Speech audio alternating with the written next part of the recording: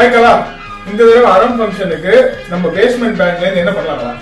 இந்த தடவை 80s 90s style. So நம்ம சாங்ஸும் அத பேஸ் பண்ணி தான இருக்கணும். கண்டிப்பா. அப்போ ஒரு வீடியோ பார்த்துடலாமா? பார்க்கலாமே.